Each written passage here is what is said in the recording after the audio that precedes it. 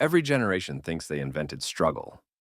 And somehow, every generation is absolutely certain the other ones don't get it.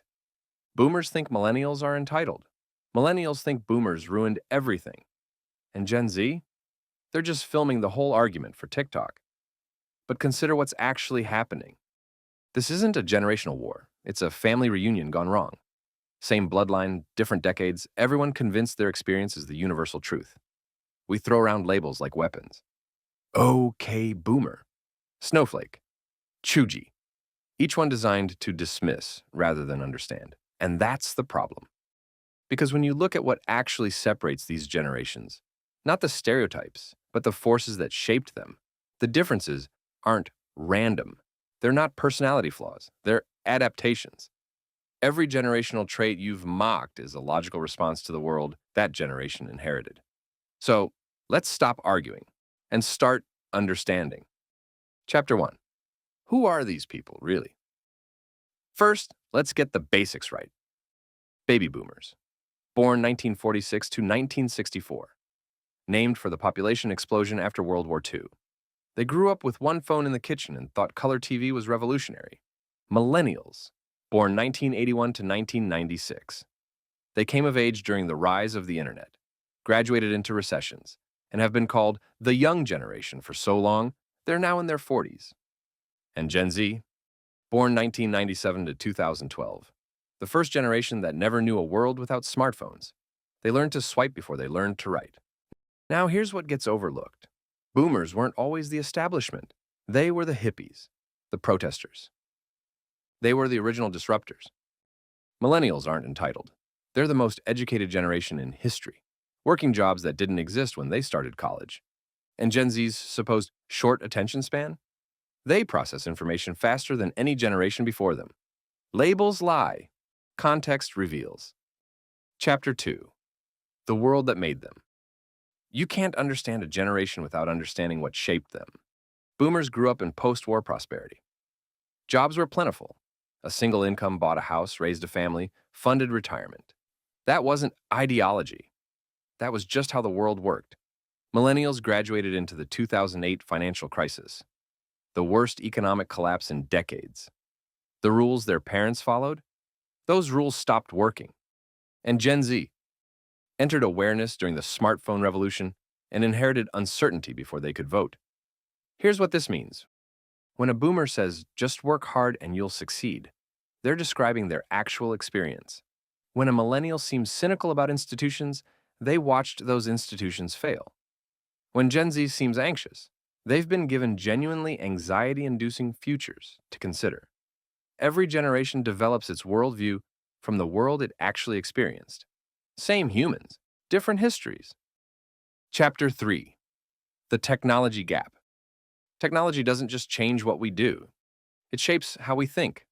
Boomers adapted to technology. They remember life before it and learned each new tool as it emerged, each one a conscious adoption. Millennials bridged two worlds. They did homework in encyclopedias and on Google. They're digital immigrants who arrived young enough to become fluent. Gen Z? They're digital natives. They don't use technology. They breathe it. And here's what that means. We judge each generation for different technological competencies. Boomers can't figure out Venmo. Gen Z can't read cursive.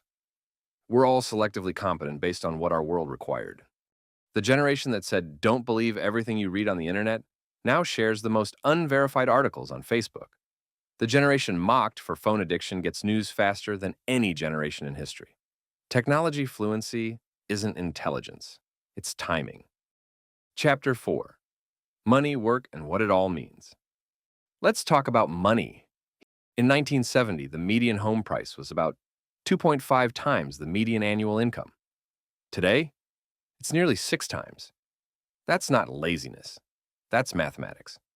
Boomers could work a summer job and pay for a year of college. Millennials graduated with an average of $30,000 in debt. Gen Z watched both and said, maybe college isn't the only path. This isn't about work ethic. It's about economics. When boomers showed loyalty to employers, employers showed loyalty back. Pensions existed. Staying 40 years made sense because it paid off.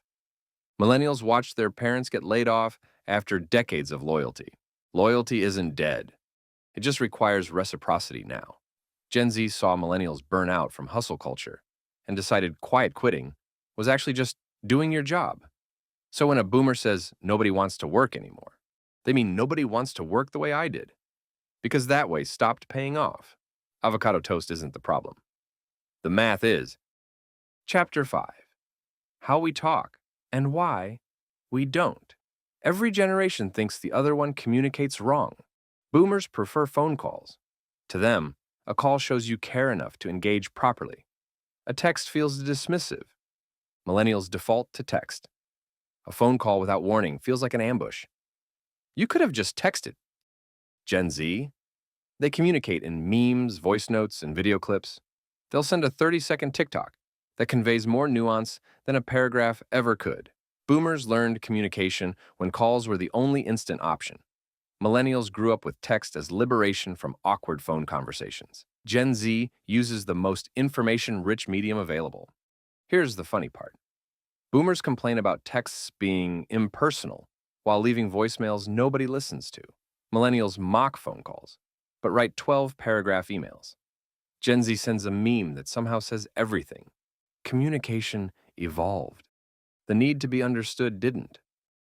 Join our YouTube membership and get exclusive perks like early access to scripts, input on future topics about productivity, and connect with a like-minded community that gets it. Click join below and let's build your easier, more intentional life together. Chapter 6. Success. 3 definitions. What does success look like to you? For boomers, success had a clear blueprint. Career stability, home ownership, marriage. Kids.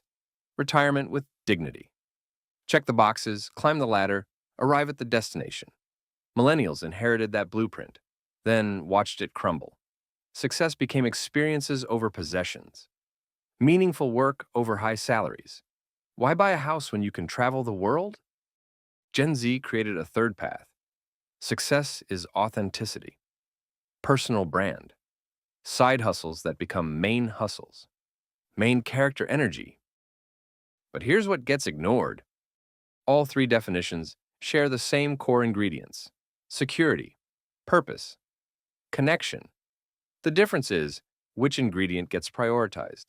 Boomers optimized for security because it was achievable.